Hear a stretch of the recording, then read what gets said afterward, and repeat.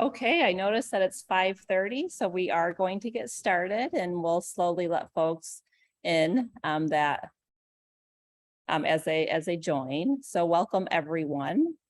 For those, today's workshop is about community wildfire protection planning for the East Honolulu region of Oahu. And I am Nani Bretto and am one of the event organizers. This workshop and the larger project that it is part of is being led by the Hawaiʻi Wildfire Management Organization, and it is funded by the U.S. Forest Service Fire and Aviation Management, grant number 136. Additional partners include the State Division of Forestry and Wildlife, the Honolulu Fire Department, and the University of Hawaii. These entities will be contributing their expertise along the way and will also be signatories on the final document, along with the City and County of Honolulu Emergency Management Agency. So we do thank all of them in advance for their partnership. We also want to thank the neighborhood boards and Livable Hawaii Kai and the Camilo Nui Valley Firewise team for helping us get the information and the invitation for this workshop out across the community. We already had one meeting today at noon and we had a great turnout. So I really appreciate those folks helping to get the word out. Finally, we want to thank the University of Hawaii Cooperative Extension, Ecosystems and Fire Program for their decades-long partnership with us in analyzing fire patterns, impacts, and always helping us to disseminate wildfire information. Some housekeeping before we begin. The presentation portion of this meeting is being recorded. Please stay muted for the duration of the presentation, and then we will ask for you to come off mute during the breakout sessions. You are welcome to use your web camera or you can keep it off. The chat box is also all yours, so feel free to use it, post questions, comments along the way. And lastly, closed captions are available and can be accessed using your Zoom's toolbar. First off, briefly about us, Hawaiʻi Wildfire Management Organization. We are a nonprofit. We've been around for 20 years now and have been tasked to work with and on behalf of our fire and forestry agencies, our land managers, and our communities across the region. Over the years, we have become the state's primary hub of collaborative fire programs and information. Our vision really is for Hawaii's people and places to be wildfire ready and wildfire resilient. Also, in partnership with the Division of Forestry and Wildlife, we coordinate the Firewise USA Hawaii program. You can check out our website for lots of helpful information as it relates to fire preparedness and safety. And you can check the chat box for that link. So let's do some introductions. First off, I am Nani Bretto, and I am joined here by Elizabeth Pickett. And together we serve as Hawaiʻi Wildfire's co-directors. We also have Melissa Camara and Heather Forrester on the line, both part of the Hawaiʻi Wildfire team. And together we will all be serving as your workshop facilitators. We are also joined today by some additional partners. And if I call your name, if you don't mind giving yourself a wave. We have Dr. Clay Trowernick from the University of Hawaii. We also have Fire Inspector Kara Otsuka and Chad Koide from the Honolulu Fire Department. And we have Jeff Tanaka with the State Division of Forestry and Wildlife, who is the Resource Protection Forester for Oahu. And if you don't mind, I'll ask Inspector Otsuka to come off mute and maybe share a few words with us. Real quick, I'd like to thank everybody for coming and zooming in. This is really important, especially to us at the Honolulu Fire Department, to prevent wildfires and prevent affecting any of your homes or even lives. It's our number one passion to keep all of you safe. Just to let you guys know, I do have another firefighter with me. His name is Daniel Andrade. So you guys might be able to, interact with him also. Thank you. Thank you. Hi, Danny. Thanks for joining tonight. Thanks for having me. And if Jeff, if you could also come off mute and introduce yourself. Hi, yes, my name is Jeff Tanaka. I'm the Resource Protection Forester for the Division of Forestry and Wildlife on Oahu. And I kind of oversee the fire program for our division, as well as being a resident of East Honolulu. So this is useful information for me, as well as to be able to give information to you guys. Thanks, Jeff. I know you were with us earlier too, so I appreciate the time and energy you put into this process with us. And I do apologize if I missed anyone else out there, but we'll get to know each other more after the formal presentation portion. But for now, I would like to know a little bit more about who we do have on the call. So 2 things. First, if you haven't already done so, and if you have a device that allows it, I'd like for you to rename yourself on Zoom so that it shows up in your Zoom window. You can see on mine, it says Nani Barreto. And if we all have our name tags on, this will be helpful later on when we're in small group discussions and we can refer to one another. And if you're representing an entity or an agency, feel free to put that as well. And second, we have 2 Zoom polls, which are going to pop on your screen. Let's see here. I'm going to launch a Zoom poll with 2 questions. The first one is, how knowledgeable are you about wildfire in your region? And then if you scroll down, there's a second question that asks you to select the stakeholder group or groups that best describes you. And there's 8 options there, so you'll have to scroll down to find all 8 options. And I'll give you just a second to submit your poll.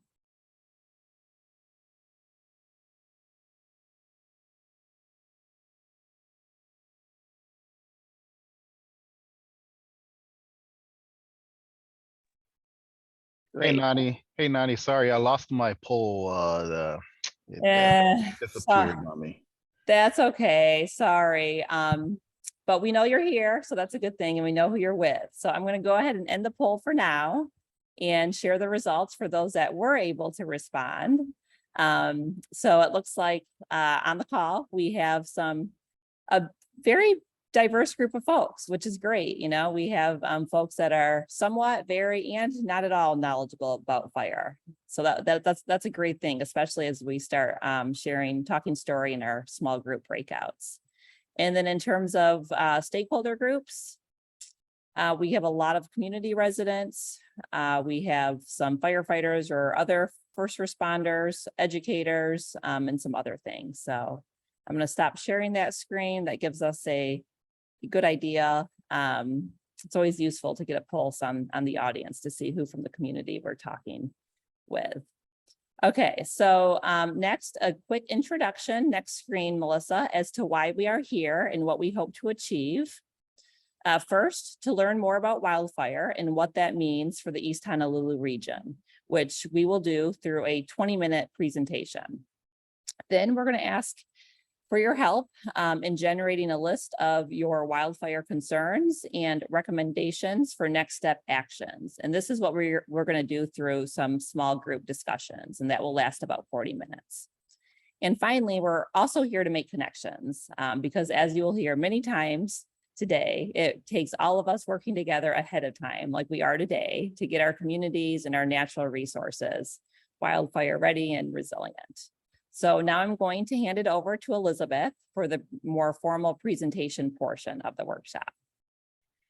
Okay, well, thank you, Nani, and thank you all for being here. We want to start off by framing today's workshop by showing you the boundaries for the project planning area. So you can see it's for the entire East Honolulu region, and the boundaries were defined by the neighborhood board boundaries. And you can see on the left here which neighborhoods are included in the plan. And then we want to talk for just a minute about why we want to make this kind of plan and go through this kind of process. So what's the motivation? What does it even achieve?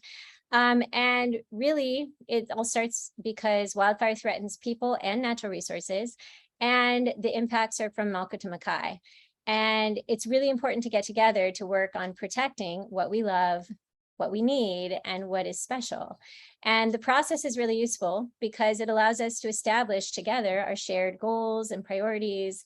It frequently serves to catalyze action, and it helps us leverage funding and partnerships so that we can work together toward wildfire risk reduction, greater community and public awareness, and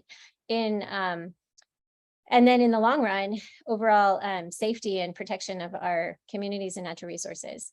So we wanted to also be really clear about what a community wildfire protection plan is and what it isn't. And so you can see we abbreviate this all over the place by calling it a CWPP. And the first thing I want to say is that despite plan being in the name, we didn't come up with the name. It's a national standard for this type of planning process. It has plan in the place, but it's not exactly a plan like some people may be accustomed. It's really a process and a mechanism for learning, sharing, prioritizing, and taking action together. So it serves as a guide that we can all use into the future. And while we do end up with a nationally compliant, signed, recognized document, the CWPP process itself is really meant to build a culture of collaboration toward wildfire safety, and also promote community member, government agency, landowner, rancher, farmer, elected official, all together kind of collaborative dialogue. And so one more thing it does is that once we have the document all completed and we have this guide in place that we've all co-developed, it opens doors for funding for wildfire preparedness projects, because having a CWPP in place makes an area and its people and projects and places eligible for certain grant funding. So we want to get this done so that we can already start taking that proactive action. And then the process itself allows us to create that list of next step actions and priorities that then we can all take part in pursuing. And finally, a CWPP also includes a hazard assessment for the area, and we've already done that. We've completed that, and this ends up being useful so that we can all use it to continue planning over time and continue implementing projects based on the risk factors, where the threats are, where the hazards are, et cetera. And I do want to point out that CWPPs are not binding and they're not enforceable, and there's no governing body or anybody going to make it happen. It's volunteer only. And so really it's to serve that purpose of being a guide. We've all collaboratively developed it and it's supposed to be useful, but the main idea here is that by shifting the culture around wildfire to one of action by everyone ahead of time together, we can optimize the safety and protection of our people, of our lands, of our water, all in this specific area. So that's why we're here today, to initiate this process of learning and being proactive when it comes to wildfire, and also to create this resource document that can be used over time to guide all of our collective wildfire readiness and mitigation efforts and projects. So really, this is not intended to be one of those plans that just sits on the shelf or satisfies some mandate that nobody looks at. It's actually meant to be this solid foundation and guide for long-term action by all of us and everyone who lives and works in this very, fire-prone area. But it will sit on the shelf if we don't use it. What we need is for everyone to learn about this and step up and get moving together on priorities and threats that are identified collectively and prioritized by all of us. So the next step to this, now that you understand what this process even is to just lay some foundational concepts for everybody so we can be working from the same platform. And so what we're going to do is give an overview of fire in Hawaii in general and in East Honolulu specifically. And then this way we can all move forward with that same basic understanding and context. So at the most basic level, the presence or absence of wildfire in an area depends on the dynamics of what we see going on with climate, vegetation, and whether or not there are ignitions occurring in an area. And in Hawaii, we have the perfect recipe for high wildfire threat. And that's because we have a huge occurrence of human-caused ignition. So only 1% of fire ignitions are caused by lava or lightning. The rest are from people. And as population increases, so do ignitions. We have increasing fire-prone vegetation, replacing forests and moving in around unprepared communities. And we have climate patterns like El Nino, La Nina, and we have drought, increasing drought episodes. And these are all creating high fire danger weather. And so in each of these areas, we're seeing an increase. And consequently, that's increasing the size and the frequency of wildfires. And this is true for all of Hawaii, across the entire state, every county, but that also includes East Honolulu and this area. And it's why we are now doing the CWPP here. to make sure that we can get this area covered. That being said, the top causes of wildfire ignitions are all human caused, and about 75% of our ignitions are accidental. And those are related to campfires, sparking equipment, and that can be small to large equipment, from mowers and welders and grinders to our aging power infrastructure. We also have a lot of ignitions from vehicles and from fireworks. And where those ignition sources match up with the highly burnable vegetation that we have, we experience fire. And on that note, at this point in time, we have over 26% of our state covered and invaded by highly combustible fire-prone vegetation, non-native, mostly grasses and herbaceous species. So you can see on the right side some of the actions that we can take proactively to address each of these issues. And we're going to dive into those in some of the coming slides, but there's a lot we can do about each of these pieces and contributing factors to wildfire. So case in point about ignitions in your area, we are in the process of updating these records, but what we know over the 10 years of records that we have collected, we know ignitions are occurring across the whole of East Honolulu. And these, just so you can know what this map is, it's like a fire history map. And where you see the data points, those are places where fires were started. It doesn't, this map does not show the whole burned area or the burn scars, but it shows ignition points. And you can notice that where people have more access, we have more fires. And then also that those ignitions end up combining with things like drought, vegetation type, topography, wind, weather, and then that ends up determining where and how those fires burn. But those are the ignition locations. And then here is what on this map is a map of fire fuel. And fire fuel is what we call burnable vegetation. And this is what it looks like for East Honolulu. And these colors, I know that they may not be the easiest for some to see, but essentially what we have here is a map of vegetation that's been classified into very basic categories related to how it burns. And you can see that your region is dominated by herbaceous and woody fuels. And those pose significant risks to fire occurrence and spread, especially during dry, windy conditions. And then this next map is what it looks like again in real colors from satellite imagery, which you're probably more familiar with. But what I want to point out here is that your area and this area is a prime example of what we call the wildland urban interface, which is where communities and the built environment are adjacent to and intermingled among wildland areas that are filled with fire-prone vegetation. So these are all the factors that are influencing the fire occurrence and frequency that we see in your area. And that does wrap up the general fire details for East Honolulu, but we will break into small groups soon to discuss like specific concerns and actions we can take to be more fire aware and prepared and resilient given these factors. But to pave the way for that, first, we're going to provide some additional framing on how we can think about wildfire for the purpose of tonight's discussions and our activities. So our next slide shows an equation basically on how we think about fire, and we want to invite you to think about it in the same way. And this is just thinking through the causes and impacts. So like we discussed earlier, on the top there, you can see wherever we have a high number of human-caused ignitions, and those ignitions take place where there is dry, dense, unmanaged vegetation, we have a recipe for wildfire occurrence. And then that leaves us with impacts and work to do, which is what you see on the bottom, to protect our natural resources, our land and water, to prepare and protect our people and our communities, and to ensure firefighter lives and safety and effective response. So this way of thinking about fire lines up perfectly with the National Wildland Fire Cohesive Management Strategy. It's a mouthful, but basically folks across the entire country have gotten together to really figure out how to best make sense of all the things that need to happen to comprehensively address fire issues. And so they've carefully set up this framework, which aligns very well with Hawaii's framework for thinking about fire. And it makes sure that we address everything necessary to keep both communities and natural resources safe. And in the end, the summary here is that what we're aiming for are landscapes that are resilient to fire. They can withstand and recover from fire and maybe even thwart fire occurrence.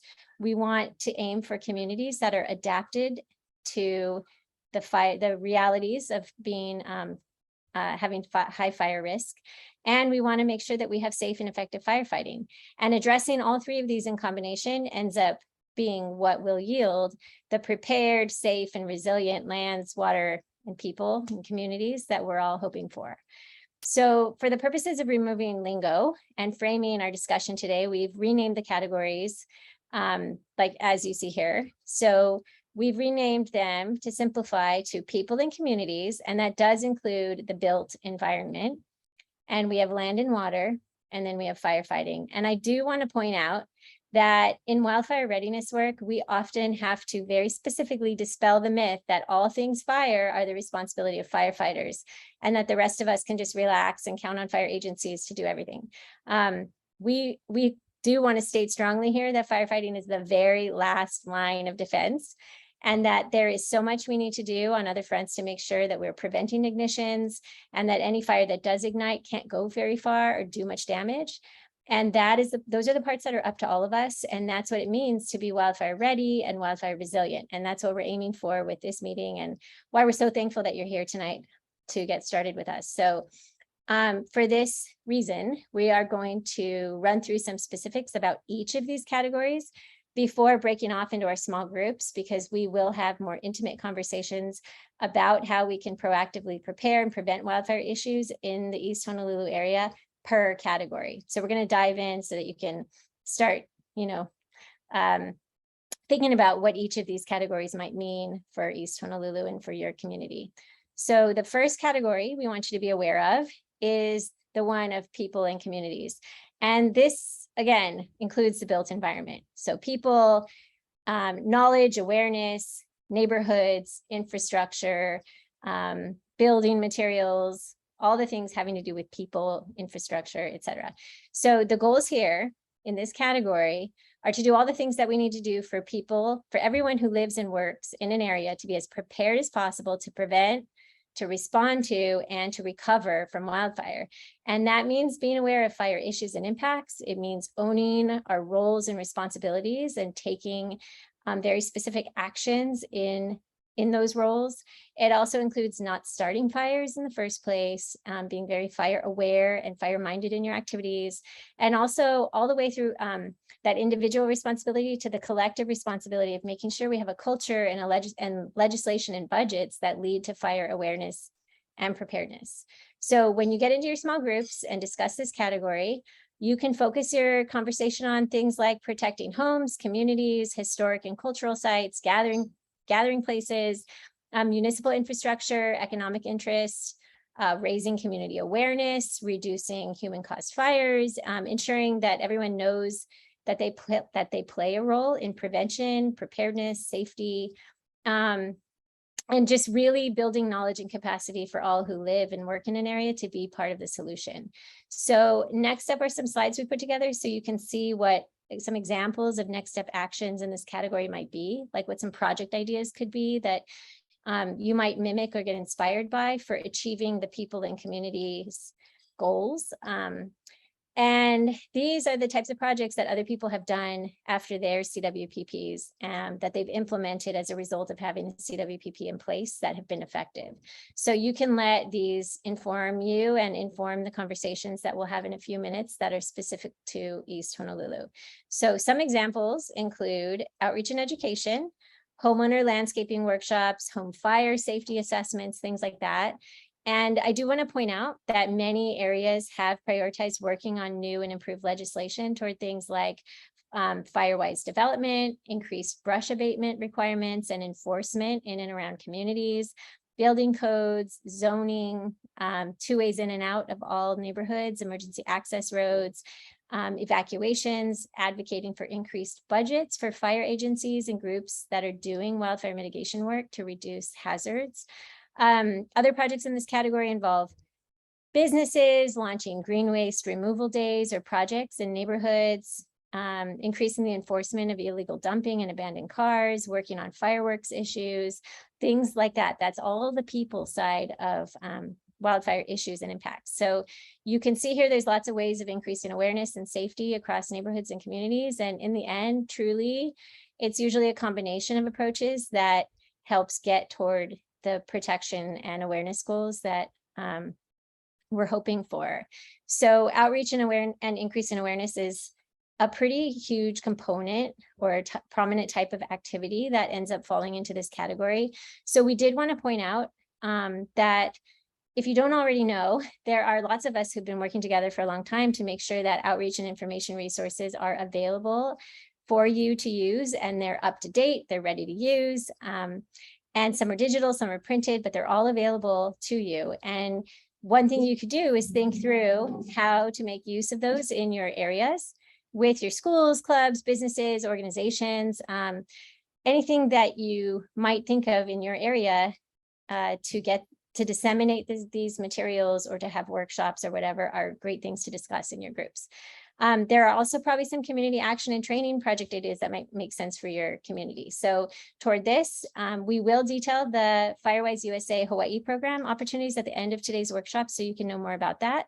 Camilo Nui Valley Mariners Cove is a great example of an area that has already moved forward in pretty powerful ways using the Firewise program. And we also want you to feel free to think of additional community action and training projects that you might come up with that make sense for your area. So that wraps up the people and communities, and we want to dive in and give you some detail on the land and water category in the same sort of format. So we want to start thinking about how we can take action to ensure that our lands and waters are resilient to fire, insect, and disease disturbances, because these are all interrelated with fire threats and impacts. And so this conversation can focus on what it's going to take to protect and restore landscape health and function, water quantity, water quality, watershed forest protection, habitats, biodiversity, conservation, all of those types of important things that need to happen. And that includes reducing risk of fire to the landscape so that things aren't damaged, but also managing the hazards that exist on the landscape, like overgrown weeds and unmanaged grasses. And then also thinking through sensitive natural resources and sensitive areas that need extra protection. And then thinking about the whole timeline, we want to make sure that we're preventing or treating post-fire impacts as well. Oh, sorry, my dog. So we're going to do this the same way, where we show you examples of next step actions for managing the fire threats on the landscape, just to give you some ideas and pictures of what's been done in other places. So you can keep these in mind also for when you have this conversation. And the first one really is like managing vegetation and mitigating the fuels is a really big part of wildfire mitigation to protect land and water. And this can be done in lots of ways: weed whacking, mowing, grazing, all sorts of ways of managing fuels. And then where you manage the fuels can be done to protect sensitive watershed forests. That can be done along community boundaries, even in patches across the landscape, to slow or spread fire that has been ignited. And sometimes you can even design the fuel breaks to add in or double up as access for land management or for firefighting purposes. So a lot of these things can be integrated. And so they're not all perfectly segmented into categories, but this is just to get us started and thinking about things. And then also in this category are actions like replanting native species that are less fire prone, installing fencing, working or creating volunteer programs to remove weeds or help with some kind of restoration activities. So that's the kind of conversation and project ideas that we're hoping that you'll start thinking through that might make sense for East Honolulu. And then our final category of thought is on what's needed to ensure that everything is in place ahead of time to support firefighting. And so while our emergency responders are already excellent at what they do, we want to always think about ways to support their efforts and make sure they have what they need and that it's optimized and efficient and safe and all those great things. So this means making sure that the public and firefighters are safe by preventing injuries and loss of life. It means making sure there's adequate infrastructure like water, access, equipment, training, and even making sure that there are plans and partnerships in place. So some examples of projects that others have pursued in this category are the creation of area-specific, community-specific fire plans, increasing water infrastructure, and even improving firefighter access around communities and wildland areas. And then, like I said before, making sure there's collaborations, partnerships, agreements, and other things that are necessary in place to optimize the response. And there we have it. So back to the full framework where we have all three categories.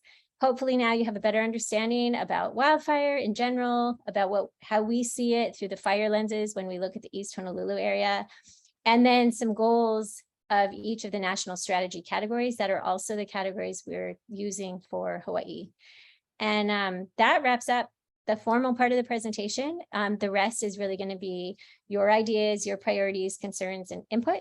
So I'm going to hand it back to Nani now, and then she can walk us through the next portion of our workshop where we get to listen to you and hear from you. Thank you, everyone, for having those conversations and sticking around. What we want to do now is just let you know exactly what's going to happen from here, and make sure that you are aware of some resources that are available to you already to use. And so first of all, this workshop and the hazard assessment and final CWPP documents are all just the beginning. And we've discussed so much already about this, but really it does take everyone doing their parts to make sure that it all comes together nicely to protect the communities, protect lands and waters, and reduce wildfire impacts and their causes. So it requires us all taking action early, proactively, and then thinking about this together is the start.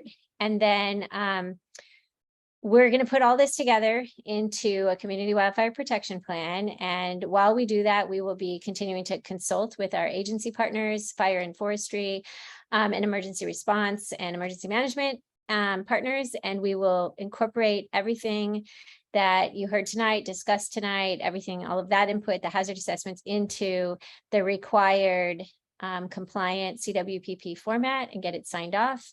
And then once all of that is official, it'll be considered published. You'll have access to it, and you can use it to guide projects and proposals and your next step actions. And also it makes everyone eligible to apply for certain funding. So we're excited about opening the door for funding to assist and support the projects that you think of. So we also continue we want to continue to encourage you to take action around your own home, with your own family, with your communities between now and then too. And that, we wanted to make sure you know that there's a lot of resources available to help you get started. And on that front, we encourage you to visit the Hawaiʻi Wildfire website. Also, the Honolulu Fire Department and Forestry and Wildlife all have websites. We all collaborate together, so we share a lot of the same resources. And the Hawaiʻi Wildfire website, for instance, has a lot of helpful information that can support your efforts to get started around your house and home. We have webinars, fact sheets, action planning guides, student and youth materials, and more for wildfire safety, for preparedness around your home, your community. We also have resources for families, for teachers, for landscapers, for land managers and farmers, and more. So we wanted to make sure you know that that's available to you and you can look it up and find what might be helpful to you. We also lead we co-lead a joint project with the University of Hawaii called the Pacific Fire Exchange Program, and that has a website and additional information, training modules, fire science resources as well. So please visit our websites and sign up for our newsletters and our social media so you can stay aware of upcoming learning and risk reduction, hazard reduction opportunities. And so Nani is pasting the websites in the chat box, and we'll also provide them in the follow-up communications after this workshop. And then what I want to do now is pass it over to Nani, because before we get to our final activity, we want to make sure that you are exposed to and introduced to one of our most effective programs for addressing wildfire risk at the community level. We want you to know about this, make use of it, and understand what it is. So we are hoping that you really do make use of it. It's unique and impactful, and Nani's going to talk about it now. Thanks. Yeah, I just want to give a quick plug for our Hawaii Firewise program. And that's because during many of these community meetings, we have folks like you guys ask about how their specific neighborhoods can get more involved in wildfire readiness. And one such program that has been successful for many communities in our state is the Firewise USA program. And we bring that up now because many of you have even already expressed interest. So for those that don't know, the program really supports neighbors coming together to take wildfire preparedness into their own hands, working to increase awareness and and working to do hazard reduction projects together as a community. We at Hawaiʻi Wildfire, we support them in doing so. In the national program, it's managed by a global nonprofit called the National Fire Protection Association, which many of you may be familiar with as the entity that puts forth the fire code standards for the country. But essentially, the program provides a framework to help neighbors. Second bullet there is to get organized, find direction, and take action to mitigate fire threats around homes and communities. There are over 700 sites across the country, and 15 of those are in Hawaii. And again, Hawaiʻi Wildfire, we support them by bringing technical and financial assistance and bringing them to get together so that they can network and learn from one another and share resources. The next screen has an infographic, and it provides a quick glance at where our state's FireWise communities are located. If you squint in your eyes, you'll see Oahu, and you'll see the one community there is Kamilonui Valley Mariners Cove. And then on the right-hand side, you can see what our FireWise communities have achieved as a collective last year in 2021. Again, in partnership with Department of Forestry and Wildlife, Hawaiʻi Wildfire supports and connects these 15 communities. You can see that there's a lot of volunteer hours that have been invested, a lot of homes protected, a lot of vegetation reduced thanks to this program. It really has been an effective way to sort of get on top of community level fire hazards, and it's fun and rewarding too. So, you know, and we like to offer a lot of support for our FireWise communities in helping them get projects done. So for those of you that are interested in learning more, you can reach out to us directly at Hawaiʻi Wildfire, and we will share information on how you can get started, or we can connect you to your FireWise group if you live in or around Kamilonui Valley Mariners Cove. And on that note of follow-up actions on the next screen, we also want to let you know that we made a survey to support any follow-up thoughts you have about what is needed in your area regarding wildfire. We know, that this workshop thus far might have gotten your wheels turning, but you may think of additional things later on. So we are going to put a link, thanks, Elizabeth, in the chat box, and we'll also include it in a follow-up email.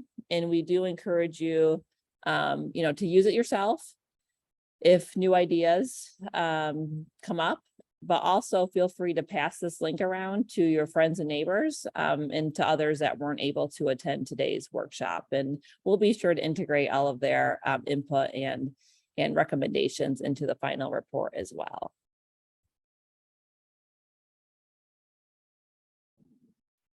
Okay, so now we want to share our official thank you and express our gratitude for your participation tonight and in the breakout groups and for listening to our presentations.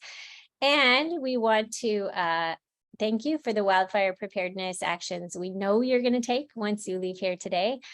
We've been working in this field for a long time. Our organization has been doing this for 2 decades, and we've worked with all our partners for a long time. And we know that this works. And we've seen really clearly that there is greater protection for the community when everyone participates proactively and collaboratively. So we thank you so much for coming tonight and being part of the solution. We look forward to a super strong future of wildfire preparedness in the East Honolulu area with you. And of course, before we move on, we want to give you our contact information one last time before we stop our close down the share screen and then do sort of like a closing activity. So I just want to say, please do reach out to us at any time. Our entire mission is to be of service to our communities and natural resources in protecting them from wildfire occurrence and impacts.